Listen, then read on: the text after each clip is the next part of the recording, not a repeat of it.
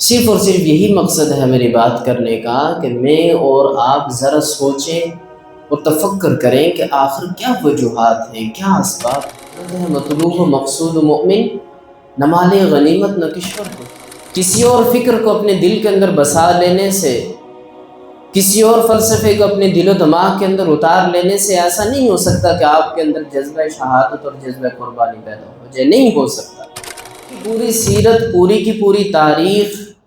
آپ کھنگال کے دیکھ لیں، الٹ پلٹ کے دیکھ لیں، کہیں پہ آپ کو کسی بھی نبی اور رسول کے حوالے سے یہ روایت نہیں ملے گی کہ کسی بھی نبی اور رسول نے اللہ رب العالمین کی بندگی اور عبادت کا بھی کہا ہو اور نظام کفر کے اندر ماتحت چلنے کا بھی کہا ہو کہ کوئی بات نہیں، بس صرف چند چیزیں ہیں، اللہ کی بندگی کرنی ہے اور نظام کفر کو قبول کر لینا ہے۔ کہیں بھی تاریخ کے اندر نہیں ملتا۔ اگر کسی شخص کو ملتا ہے تو پھر مجھے آ کے بتلائے۔ يطع الله والرسول فأولئك مع الذين أنعم الله عليهم من النبيين والصديقين والشهداء والصالحين وحسن أولئك رفيقا ذلك الفضل من الله وكفى بالله عليما صدق الله العظيم۔ انتہائی واجب الاحترام قابل صدر احترام بزرگوں، بھائیوں اور دوستوں، سورۃ النساء کی ایک آیت آپ کے سامنے تلاوت کی ہے، آیت نمبر 69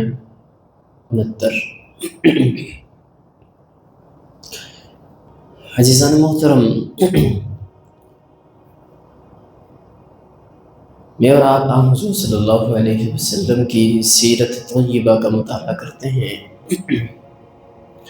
آپ صلی اللہ علیہ وسلم کی مکی اور مدنی زندگی کے جو ادوار ہیں ان کا مطالعہ کرتے ہیں، اور اسی طرح سے ہم حضور صلی اللہ علیہ وسلم سے قبل جو انبیاء اور رسل مبعوث ہوئے ان کی حیات اور ان کے اسوہ ہمارے سامنے ہیں۔ کیا اس سب کے بعد، اس سب کچھ جاننے کے بعد، ان اسوہ کو، اس زندگی کو پڑھنے کے بعد، اپنے دل و دماغ میں اتارنے کے بعد، اس کے ادراک اور پہچان کے بعد، میرے اور آپ کے کبھی دل کے اندر صبح و شام کہیں بیٹھتے ہوئے، کہیں سوچتے ہوئے، کیا یہ کبھی جذبہ پیدا ہوا کہ اللہ رب العالمین مجھے بھی وہ آتش نمرود کے اندر کود جانے کا وہ جذبہ دے دے کہ جس جذبے سے اللہ رب العالمین نے حضرت ابراہیم خلیل اللہ کو نوازا تھا؟ کیا میرے اور آپ کے دل و دماغ کے اندر کبھی جذبہ شہادت اور جذبہ قربانی کا احساس پیدا ہوا؟ کیا میرے اور آپ کے دل و دماغ کے اندر کبھی اپنی جان، اپنا مال، اپنا سب کچھ اللہ کی راہ میں قربان کرنے کا وہ احساس پیدا ہوا؟ کیا میرے اور آپ کے دل، میرے اور آپ کے خیالات کے اندر کبھی یہ بات آئی کہ میں آج سے لے کر تا دم آخر، آخری سانس تک میں اپنی زندگی کو اللہ رب العالمین کے دین کی سربلندی اور اس کی جدوجہد کے لیے کیا کر رہا ہوں، اس کے لیے قربان کر رہا ہوں، اس کے لیے پیش کر رہا ہوں؟ کیا کبھی یہ خیالات، یہ احساسات، یہ جذبات، یہ تفکرات میرے اور آپ کے دل و دماغ کے اندر پیدا ہوئے؟ اگر نہیں ہوئے تو پیدا کرنے کی ضرورت ہے، اگر ہوئے ہیں تو کس نوعیت کے ہوئے ہیں؟ دیکھیں، میری بات کرنے کا مقصد یہ ہے، بالکل صاف اور واضح ہے، یہ سوالات اٹھانے کا بالکل صاف اور واضح مقصد یہ ہے کہ اگر میرے اور آپ کی دل و دماغ کے اندر ابھی تک یہ احساسات اور جذبات پیدا نہیں ہوئے تو ہونے چاہیے تھے۔ اگر شہادت کا جذبہ اور تڑپ اب بھی نہیں ہے تو کیوں نہیں ہے؟ آخر کیا وجوہات ہیں؟ اگر احساس قربانی کا جذبہ پیدا نہیں ہوا تو کیوں نہیں ہوا؟ اس کے اسباب اور وجوہات کیا ہیں؟ اگر آج تک اپنی زندگی کی مصروفیات کے ساتھ ساتھ اپنے آپ کو دین کی سربلندی، اس کے نفاذ کے لیے، نفاذ شریعت کے لیے اپنے آپ کو مختص نہیں کیا، اس کے لیے تیار نہیں کیا، تو کیوں نہیں کیا؟ اس کے اسباب اور وجوہات کیا ہیں؟ صرف اور صرف یہی مقصد ہے میری بات کرنے کا کہ میں اور آپ ذرا سوچیں اور تفکر کریں کہ آخر کیا وجوہات ہیں، کیا اسباب ہیں۔ تو اس کے دو ہی جواب ملتے ہیں کہ یہ احساس، یہ جذبہ شہادت، یہ جذبہ قربانی پیدا نہیں ہوا، یا تو اس وجہ سے نہیں ہوا کہ اللہ کے نبی صلی اللہ علیہ وسلم کی سیرت کا مطالعہ نہیں، اسی طرح سے صحابہ کرام رضوان اللہ تعالی علیہ مجمعین کی جو حیات ہیں، آپ کی جو قربانیاں ہیں، یا تو پھر اس کا مطالعہ نہیں، وہ ہمارے سامنے نہیں۔ پھر اسی طرح سے دیگر جتنے بھی انبیاء اور رسل اس دنیا کے اندر مبعوث ہوئے، انہوں نے جو زندگی گزاری اور ان کی زندگی کا جو ایک خلاصہ ہے، یا تو پھر وہ ہمارے سامنے نہیں، یا پھر یہ ہے کہ اس سب کے پڑھنے کے بعد، اس سب کے تدارک کے بعد، اس سب کو جان اور پہچان کے بعد، اب دنیا کی جو ایک رنگینی ہے اس نے ہمارے اوپر کیا کر دیا رکھا ہے، ایک حجاب ڈال کے رکھا ہے، ایک پردہ ہے کہ جس سے ہم میں اور آپ نکل نہیں پا رہے۔ تو بہرحال دونوں میں سے کوئی ایک سبب یا دو بھی ہو سکتے ہیں۔ یہ بھی ہو سکتا ہے کہ کبھی دین کا مطالعہ نہ کیا ہو، اللہ کے نبی صلی اللہ علیہ وسلم کی زندگی کے حالات اور واقعات سے ان کا ادراک نہ ہوا ہو، تو جذبہ شہادت پھر کہاں سے آئے گا؟ وہ جذبہ قربانی کہاں سے آئے گا؟ وہ اظہار اور جذبے کا وہ جو ایک تسلسل ہے وہ کہاں سے آئے گا؟ ہو سکتا ہے کہ کبھی کسی گفتگو کے اندر، کسی مجلس کے اندر، کہیں پہ اٹھتے بیٹھتے ہوئے کہیں پہ کوئی بات سنی یا کی، یا اظہار خیال ہوا تو یہ جذبہ پیدا ہو گیا، لیکن جب اس محفل برخاست ہو گئی، محفل سے چلے گئے، محفل سے نکل گئے، اپنی زندگی کے اندر چلے گئے، تو وہ جذبہ کیا ہوا؟ ختم ہو گیا۔ تو پھر ان ساری کی ساری چیزوں سے کیا چیز سامنے آتی ہے، کیا خلاصہ سامنے آتا ہے کہ میں اور آپ اس جذبہ قربانی، اس جذبہ شہادت کو بیدار کرنے کے لیے اور اس کا تسلسل اگر مجھے اور آپ کو چاہیے، ظاہر ہے ایمان کا مطلوب ہے، شہادت ہے مطلوب و مقصود مومن، نہ مال غنیمت نہ کشور کشائی۔ اگر یہ جذبہ ہمیں مقصود اور مطلوب ہے تو پھر اس کے لیے ہمیں اپنے آپ کو ایسی مجالس کے ساتھ وابستہ کرنا ہوگا، تعلیمات کے ساتھ، اسلامی تعلیمات کے ساتھ وابستہ کرنا ہوگا۔ حضور صلی اللہ علیہ وسلم کی جو سیرت اور حیات ہے، صحابہ اکرام رضوان اللہ تعالی علیہ مجمعین کی جو زندگی ہے، اس کے جو واقعات اور حالات ہیں، ان سے اپنے آپ کو وابستہ کرنا ہوگا۔ اور اس وابستگی کے ساتھ ساتھ کسی تحریک کے ساتھ، کسی جماعت کے ساتھ، کسی اسلامی تنظیم کے ساتھ اپنے آپ کو وابستہ کرنا ہوگا، تو تب اس پرفتن دور کے اندر آپ کے اندر یہ جذبہ بیدار بھی ہوگا اور رہے گا۔ بصورت دیگر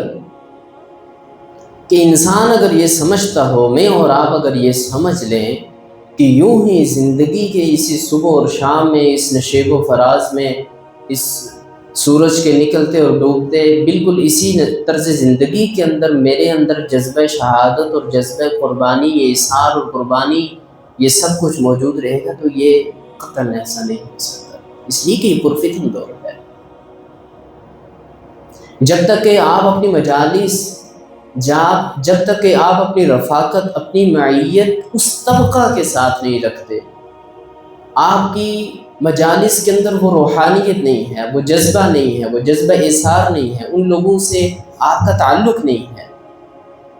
یا کہیں پہ زندگی کے اندر صبح و شام میں کہیں ان کے ساتھ اٹھنا بیٹھنا نہیں ہے،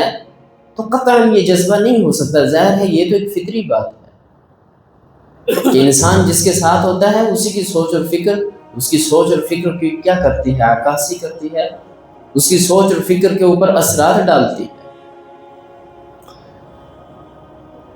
تو یہ وہ سوالات تھے کہ جو مجھے اور آپ کو ہر وقت اپنے دل و دماغ کے اندر بار بار ان کو گرداننا ہے، رپیٹ کرنا ہے، پلٹ پلٹ کے واپس آنا ہے کہ کیوں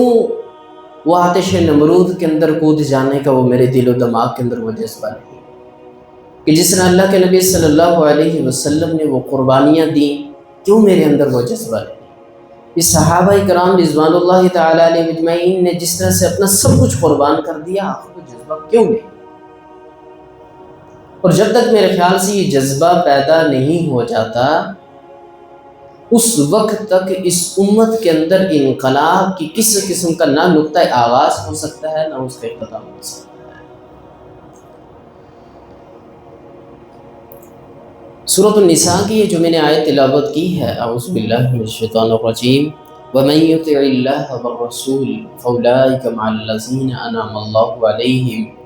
مِّنَ النَّبِيِّينَ وَالصِّدِّيقِينَ وَالشُّهَدَاءِ وَالصَّالِحِينَ وَحَسُنَ أُولَٰئِكَ رَفِيقًا۔ اب اس آیت کا تعلق، ترجمہ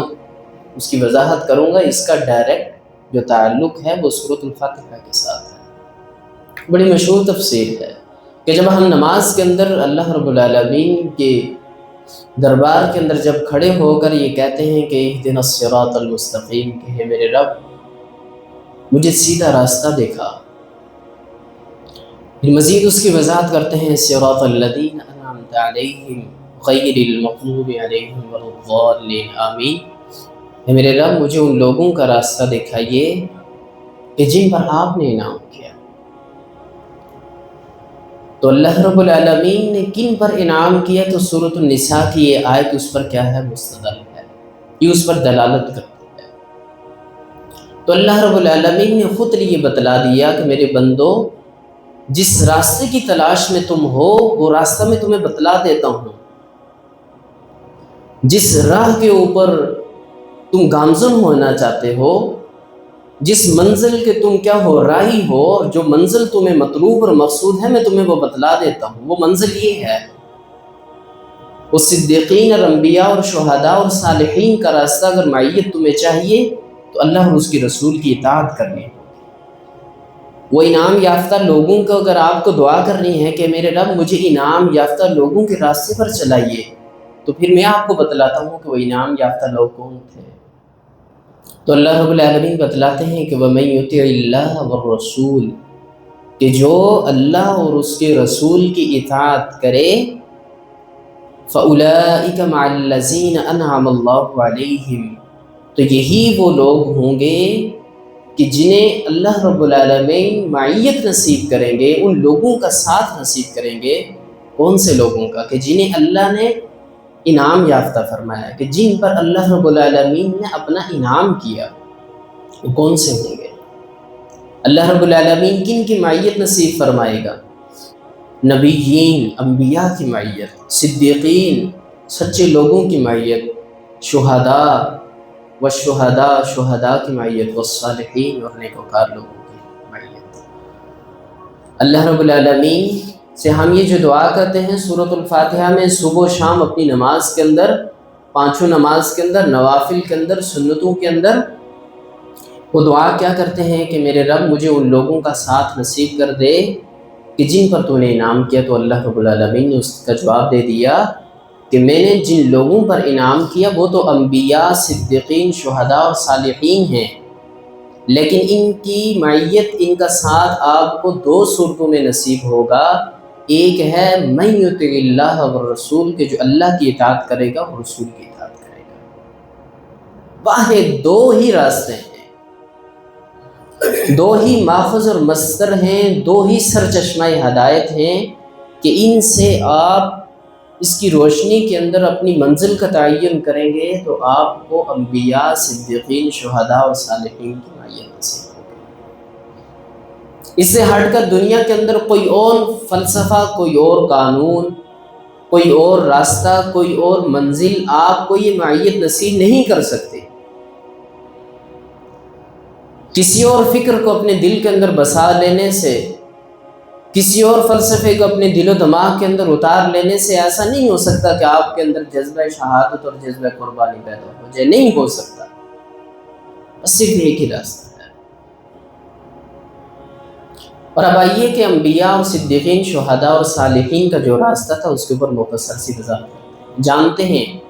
کہ انبیاء کا آخر وہ کون سا راستہ تھا کہ جس کے اوپر مجھے اور آپ کو چل کر ان کی معیت نصیب ہوگی۔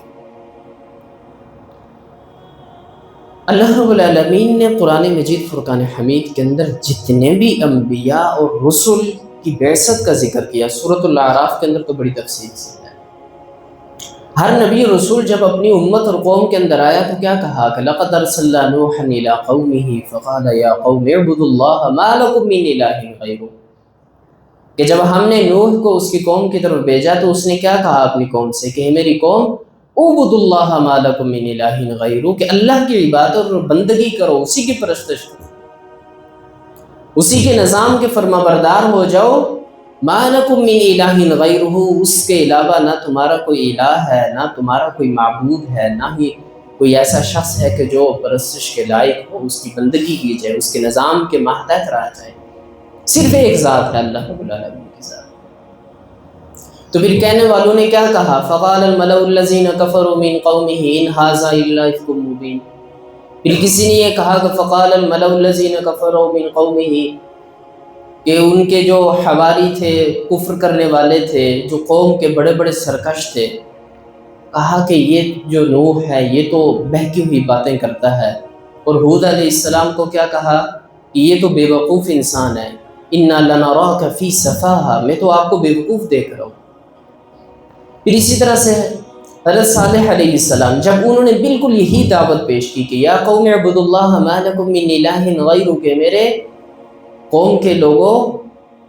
میں تمہیں صرف ایک اللہ کی بندگی اور اس کے نظام کی طرف دعوت دیتا ہوں، تو انہوں نے کیا کی؟ پھر اس کی تصحیح کی۔ تو ہر نبی اور رسول نے جو دعوت دی وہ کون سی دعوت تھی؟ وہ ایک اللہ رب العالمین کی بندگی، ایک اللہ رب العالمین کی پرستش، ایک اللہ رب العالمین کے دیے ہوئے نظام کو نافذ کرنا، اس کے ماتحت اپنی زندگی گزارنا، صرف ایک ہی بات تھی۔ بلکہ ہر نبی اور رسول نے جب اللہ کی بندگی، اس کی الوہیت اور اس کے نظام کی بات کی ہے تو مقابلے کے اندر جو نظام کفر تھا ڈٹ کر اس کا مقابلہ کیا، اور پھر اس کے لیے اپنی جان شہادت بھی دی ہے، اس کے لیے اس نبی اور رسول کے جو حواری تھے انہوں نے قربانیاں بھی دی۔ یہی تو وہ نقطہ آغاز ہے کہ جو آپ کو جذبہ شہادت اور جذبہ قربانی کے اوپر آپ کو مطمئن کرتا ہے۔ شہادت کس کو کہتے ہیں؟ شہادت تو میں پہلے بھی عرض کر چکا ہوں، شہادت کے معنی ہے گواہی دینا، اور شہید کو شہید اسی لیے کہتے ہیں کہ وہ اس بات پر گواہی دیتا ہے اپنی جان کی قربانی دے کر کہ میں جس ذات وحدہ لا شریک کے اوپر ایمان لایا تھا، آج میں نے اس ذات وحدہ لا شریک کے نظام کے لیے اپنی جان کی قربانی کر دی ہے، میں نے اپنا خون بہا دیا ہے۔ اور سورۃ توبہ کی آیات کے اندر تو اللہ رب العالمین نے یہی کہا کہ ان اللہ اشتری من المؤمنین انفسهم واموالهم بان لهم الجنہ، کہ بے شک اللہ رب العالمین نے اہل ایمان سے جنت کے بدلے میں ان کی جانوں اور ان کی مالوں کو خرید لیا ہے۔ یہ تو اللہ کے ساتھ ہماری بیعت ہو چکی ہے، یہ تو اللہ کے ساتھ میری اور آپ کی بیع ہو چکی ہے، یہ بیع و اشترا ہو چکا ہے۔ جب اس کے ساتھ بیع ہو چکی ہے، اس کے ساتھ یہ معاہدہ ہو چکا ہے، تو پھر اس معاہدے کے اوپر عمل کرنا میری اور آپ کی ذمہ داری ہے۔ اسی کی دی ہوئی امانت جب وہ خود اس امانت کو ایک انوکھے انداز کے اندر اپنے دین کے لیے طلب کرتا ہے تو میں اور آپ سوچ و بچار کے اندر پڑ جاتے ہیں۔ یہ تو اسی کی امانت ہے، اسی کی امانت ہے تو اسی کو لوٹانی ہے۔ ظاہر ہے کہ امانت کا اہل بھی وہی ہوتا ہے کہ جس کی امانت ہے، تو امانت اسی کو لوٹانی ہے۔ تو انبیاء اور رسول کے ساتھ معیت تب نصیب ہوگی کہ جب آپ اللہ اور اس کے رسول کی اطاعت کریں گے، انبیاء کے راستے پر چلیں گے، ان کے دیے ہوئے مشن پر، صدیقین کے راستے پر چلیں گے، شہداء کے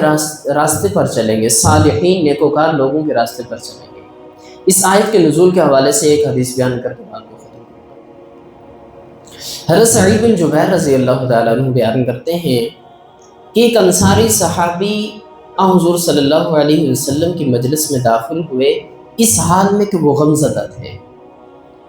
تو اللہ کے نبی صلی اللہ علیہ وسلم نے پوچھا کہ مالی اراک، کہ میرے صحابی یا فلان میں کیا ہے کہ میں تجھے غمزدہ دیکھتا ہوں، وہ انت محزون محزون، آپ غمزدہ ہیں۔ تو وہ انصاری صحابی کہنے لگے کہ ہے اللہ کے نبی صلی اللہ علیہ وسلم، یا نبی اللہ، اے اللہ کے نبی، کہ ہم آپ کو صبح و شام دیکھتے ہیں، آپ کی مجلس کے اندر بیٹھتے ہیں، آپ کے چہرے کا دیدار کرتے ہیں، تو آنے والے کل جب اللہ رب العالمین آپ کے درجات کو بلند کر کے نبیین کے ساتھ کر دے گا جنت میں، تو ہم کیسے آپ سے ملاقات کریں گے، ہم کیسے آپ کو دیکھ پائیں گے؟ تو اسی اثناء میں اللہ کے نبی صلی اللہ علیہ وسلم نے ابھی جواب نہیں دیا تھا کہ حضرت جبریل امین آئے اور یہ آیت نازل ہوئی کہ وَمَن يُطِعِ اللَّهَ وَالرَّسُولَ، کہ جو اللہ اور اس کے رسول کی اطاعت کرے گا،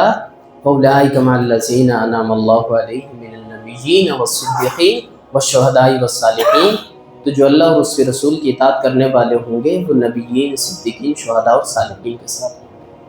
وَحَسُنَ أُولَٰئِكَ رَفِیقًا، اور کتنے ہی بہترین دوست ہیں، کتنی ہی بہترین ساتھی ہیں۔ تو اللہ اور اس کے رسول، اللہ رب العالمین کے جتنے بھی انبیاء اور رسول ہیں، صدیقین، شہداء، صالحین ہیں، ان سے جنت کے اندر ملاقات ہوگی، اگرچہ درجات کے اندر فرق ہوگا،